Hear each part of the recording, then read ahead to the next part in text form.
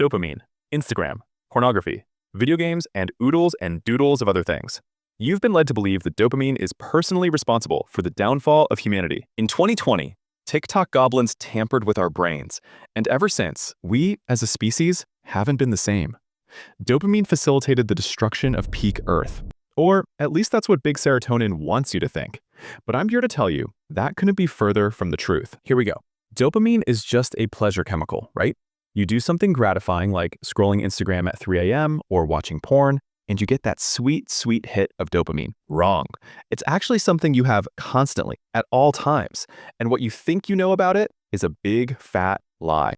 To explain exactly what dopamine does, we're going to look at some rats. 2 rats at a university being studied. The rats are separated, and each have a lever they can press for a little treat.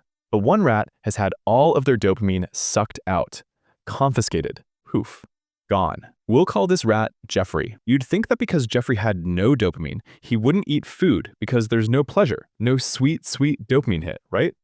Well, when the questionably sane researchers placed Jeffrey right next to the lever, he pressed it and he ate and seemed to really like eating, even with the lack of dopamine. But if they placed Jeffrey only one single rat length away, he did not go and get the food. The other rat, we'll call him Fitzgerald, who has dopamine, will work and do whatever it needs to do to get that food. This includes mazes, climbing, and in some cases, researchers even observed Fitzgerald's getting thrown by homeless Dave, all for a treat. The point I'm trying to make is that dopamine being a happy chemical that you shouldn't have too much of is a big, fat lie. Dopamine is the chemical that drives action. Okay, take away the rats. Let's talk about human beings for a minute. Let's take some Discord mod that indulges in constant pleasure through something that requires very little action. Scrolling, gaming, watching stuff. This guy is the human form of Jeffrey. His brain has been sucked of dopamine. But why is that? In our little rat experiment, the researchers physically took dopamine out of the rat's brain. So where's this guy's dopamine? It's helpful to think of dopamine as a pool. If getting your gratification is relatively easy, say just swiping your finger, your brain says, "Yo gang, this is easy. Drain that pool. We don't even need that stuff." And by drain, I mean it just starts making less. Which means at any given moment, you have less dopamine at your disposal. This person is less motivated at their normal baseline than a regular person because they have less dopamine. Less motivation, less drive, less power, less hunger, less devour. They're essentially a starving Dwayne Johnson. This is what happened to me at 15. I was waking up at 10 a.m., scrolling Instagram for 5 to 7 hours at midnight, watching porn regularly. My dopamine pool was drained. I couldn't focus on studying because easy pleasure had taught my brain it didn't need much dopamine. I was waiting until the last minute to do everything because I had no drive to act. I felt empty, socially awkward, sometimes depressed. I even thought about ending my life at one point because I felt like nobody liked me, not even my parents. I was Jeffrey the rat, placed one rat length away from the food, unable to move. But don't get me wrong, dopamine does still spike during certain moments, meaning that sometimes, for a brief second, your dopamine goes from here to here. Say you're a regular guy with a normal baseline of dopamine. It's October 31st, Halloween night, and you see some kid with a peanut butter cup. You realize you could literally just go and take it if you so desired. What's he gonna do? You decide you do so desire, and that this is a good plan. So another question arises. When exactly does the dopamine hit? The moment you get up and decide you're going through with the action is actually where dopamine spikes the most. Then it goes down a bit, and when you snatch the peanut butter cup just before you're about to eat it, you get another spike. Then while you're eating it, it levels back out. But the interesting thing is that after eating the kid's peanut butter cup, you get another change in dopamine, a dip. This is what esteemed scientists and researchers call post-peanut butter cup clarity. The question is, does this harm baseline dopamine? Well, not totally. But if these sorts of spikes happen often, then yeah, that'll mess with things. Your brain might notice how easy that was. You take peanut butter cups from more kids, and your brain stops producing so much dopamine because of how easy the action is. It just doesn't need as much. But we're not done yet. Because baseline lowers, there's less dopamine to make spikes with, so even your spikes get less satisfying. And this doesn't just happen on big, dramatic scales. This happens to you all the time, probably. Say you sit down for a relaxing Instagram scroll sesh. The first 10 videos are really enjoyable and stimulating. During this time, the spikes are high. But you might notice, After about an hour of grade A brain rot, you aren't really enjoying yourself and don't even want to keep watching, but you still do. At this point, spikes are low, but baseline is lower, so you keep watching. But this brings up another problem that most people don't talk about. These spikes and dips don't just happen with negative things like social media, gambling, and taking things from small children. They happen literally anytime you get a peak in dopamine, even if it's for a positive reason. Say you're a professional strong dude, Eddie Hall, and you've been preparing to lift a gazillion pounds for like your whole life. When you get up to lift the weight, your dopamine is going to be through the roof. You want to get this weight up more than you've ever wanted anything. The crowd's cheering, you start the lift, you get it up. Pure bliss. Well, the next day, you'll almost certainly feel a complete lack of motivation and depression like none other. No matter the cause of the peak, it always falls just as hard as it rose. So how do you get dopamine for good things without crashing? Some people will try and tell you that you can manipulate when these spikes happen, with videos like how to trick your brain into releasing dopamine while studying, which is just weird. If you study and you learn a new thing or have an aha moment, you're probably going to get pleasure from that. That means your brain is going to start releasing dopamine while you study to get this pleasurable experience. You aren't tricking your brain. This is just what your brain does when it learns new things, because generally it likes doing that. When I realized this, everything changed. I stopped trying to avoid dopamine and started trying to earn it.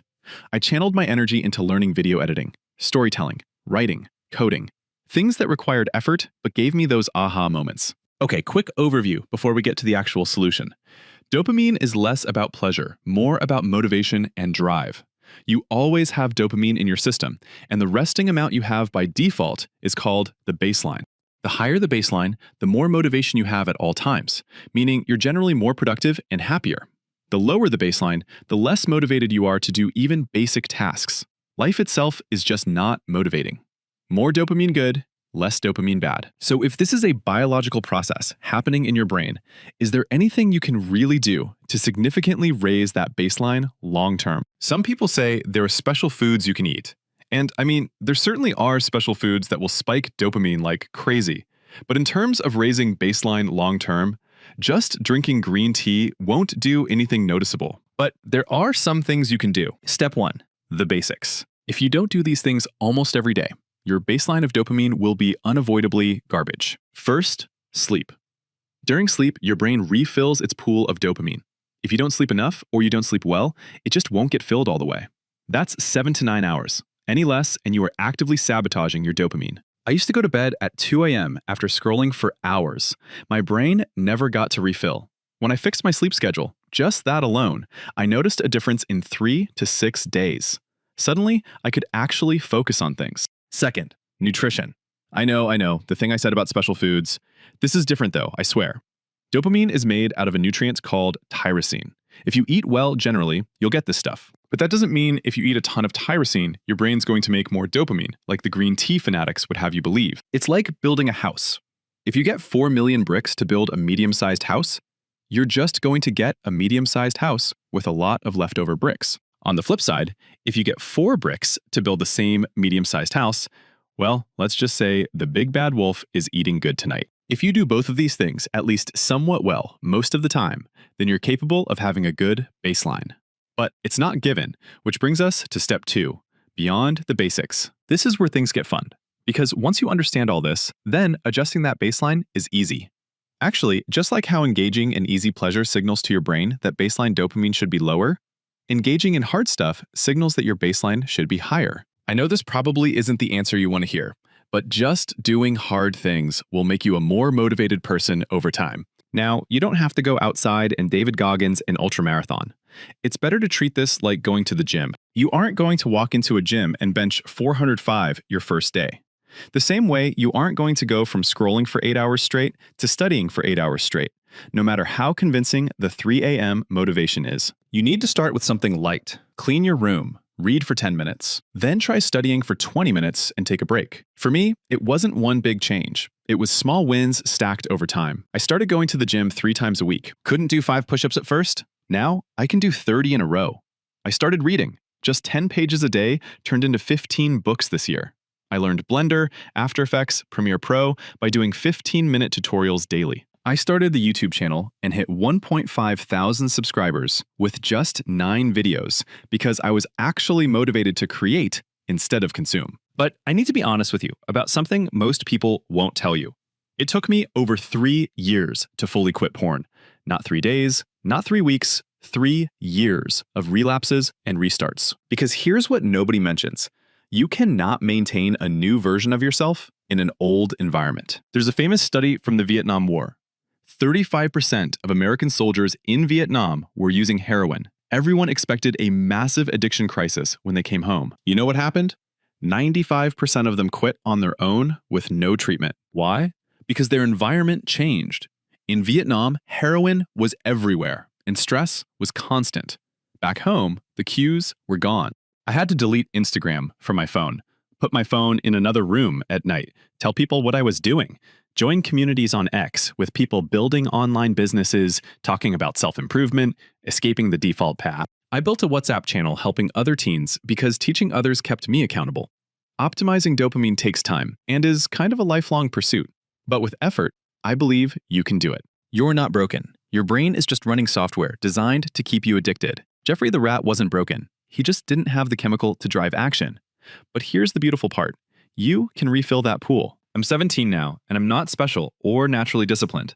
I just understood the mechanism and worked with my brain instead of against it. If things go well, you're in. Now go uninstall Instagram before your brain tricks you into thinking you don't need to.